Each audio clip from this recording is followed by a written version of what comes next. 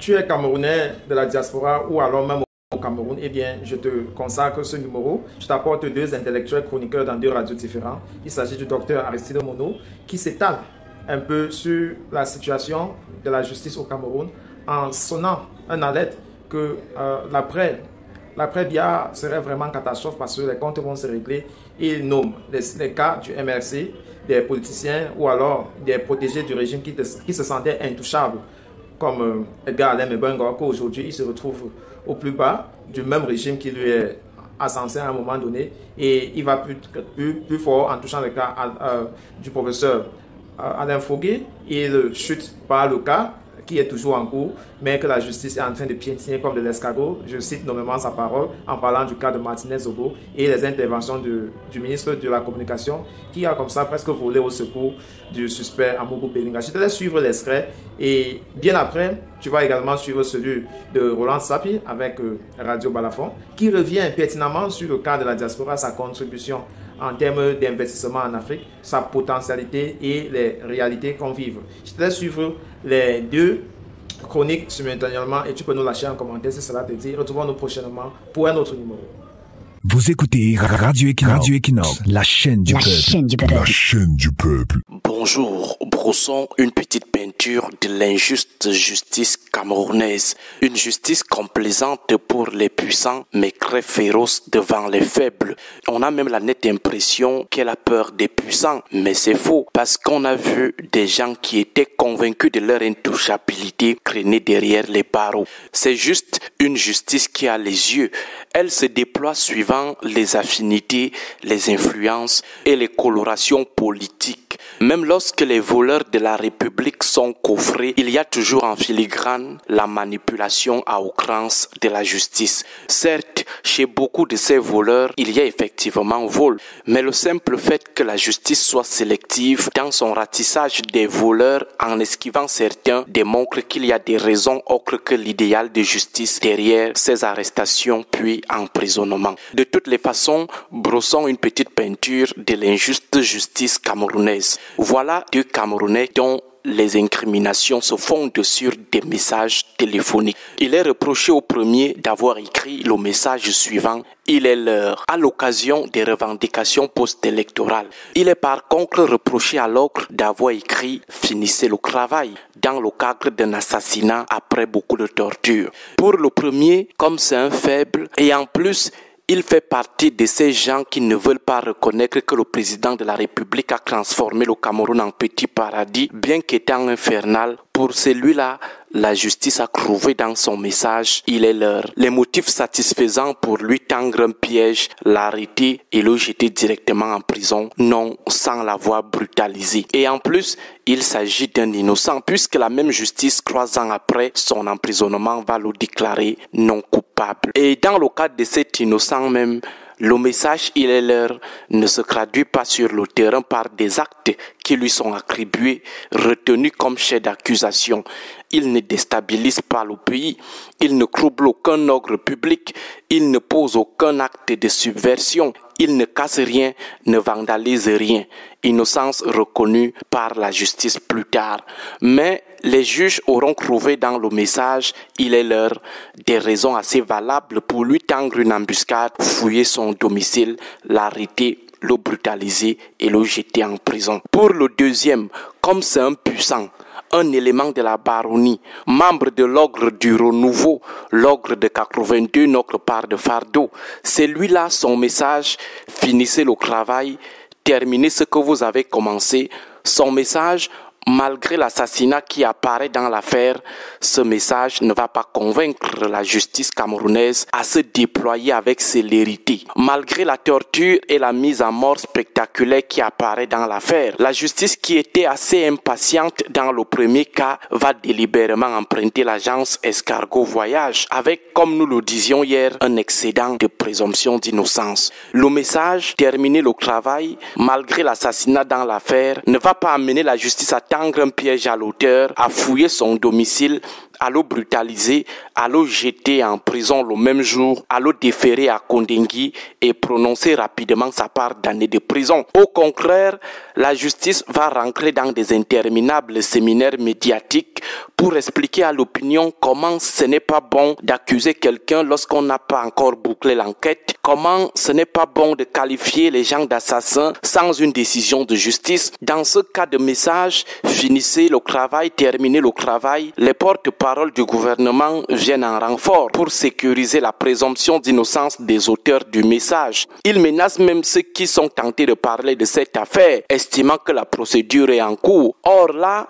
on parle d'un assassinat, on parle d'une mort d'homme avec torture atroce, mais lorsqu'il s'agit d'un faible, d'une personne qui ne veut pas célébrer Paul Biya, une personne innocentée par la justice après des années de prison, les ministres de la communication ne viennent pas en renfort à coups de séminaires médiatiques, expliquer aussi à l'opinion comment la présomption d'innocence est une bonne chose, comment la justice doit aller mollo, qu'on ne doit pas aller vite en besogne, que l'enfant de Krouy ne doit pas être jeté en prison comme ça, sans preuve suffisante, sans complément d'enquête. De toutes les façons, ce que nous pouvons dire avec exactitude ce matin, c'est que le moment venu, la réconciliation sera difficile. L'ogre de 82 a passé plus de 41 ans à poser les jalons d'une réconciliation difficile en construisant et en promouvant méthodiquement une justice injuste qui tue les faibles à petit feu tout en confortant les forts dans leur pédantisme et leur oppression. Les stigmates sont profonds, les rancunes sont profondes, l'esprit de vengeance et de revanche s'est fructifié. Bonne journée à vous tous. Radio Equinox 93 FM, la chaîne du peuple. 93 FM, la chaîne du peuple. La chaîne du peuple.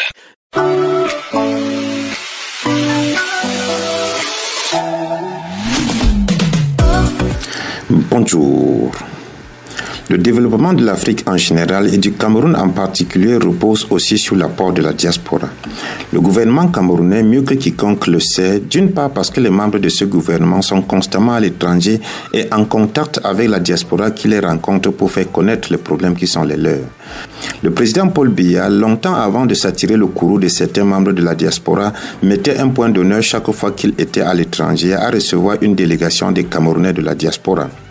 D'autre part, les informations faisant état des prouesses des Camerounais à l'étranger sont plus éloquentes que celles qui ne les dénigrent et les fils du terroir percent de plus en plus dans des domaines pointus de la science et de la technologie.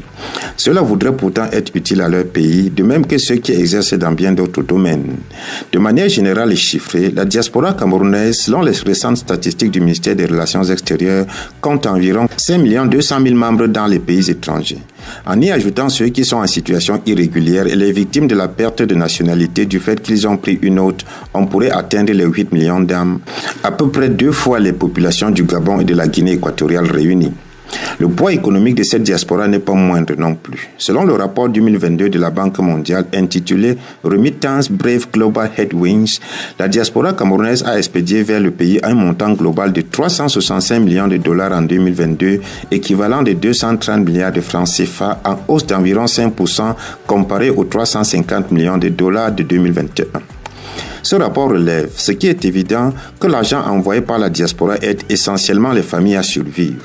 De manière plus détaillée, le ministère des Relations extérieures esquisse une répartition qui donne 65,8% pour la consommation courante, 12,71% pour l'investissement dans le mobilier, 6,87% pour l'épargne et seulement 14,5% pour les activités génératrices de revenus. Mais la diaspora camerounaise, de plus en plus raisonnée, voudrait renverser l'ordre des priorités dans l'utilisation de ces fonds.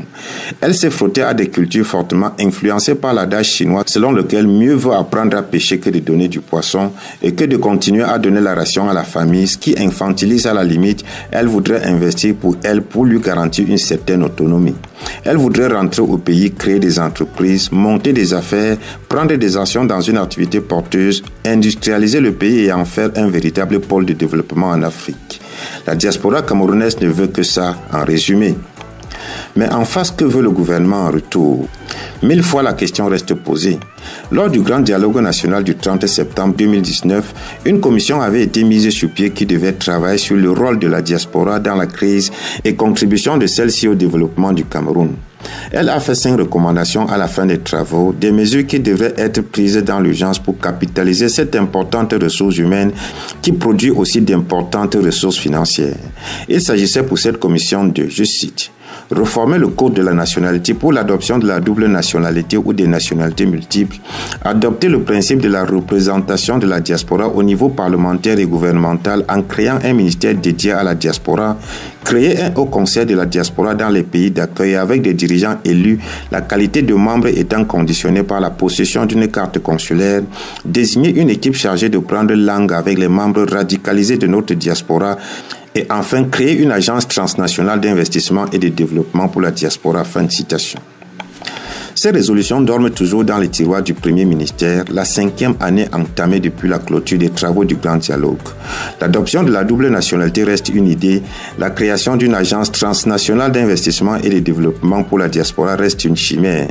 Pourtant, le besoin est là, le pays a besoin d'argent pour le développement et la diaspora a de l'argent qu'elle veut investir au pays. Sur le continent africain en général, selon la Commission économique pour l'Afrique, les transferts des migrants vers le continent ont atteint 41 milliards de dollars en 2021, soit 24 600 milliards de francs CFA, qui représentent plus du double de l'aide publique au développement accordée à l'Afrique. Ramené au Cameroun, on a le même schéma. Et si l'on créait cette agence transnationale d'investissement qui permettrait à la diaspora de canaliser les fonds en direction du pays, lesquels fonds trouveraient sur place un climat des affaires assaini, cela permettrait sans doute de ne plus tendre la main au Fonds monétaire international pour des prêts asphyxiants. Dans un rapport de la Banque mondiale datant de 2011, Dilip Rata et Sonia Plaza écrivaient, je cite, « Si l'on pouvait convaincre un membre de la diaspora sur 10 d'investir 1000 $ dans son pays d'origine, l'Afrique collecterait ainsi 3 milliards de dollars par an pour financer le développement. » Fin de citation. La condition est là, convaincre les membres de la diaspora.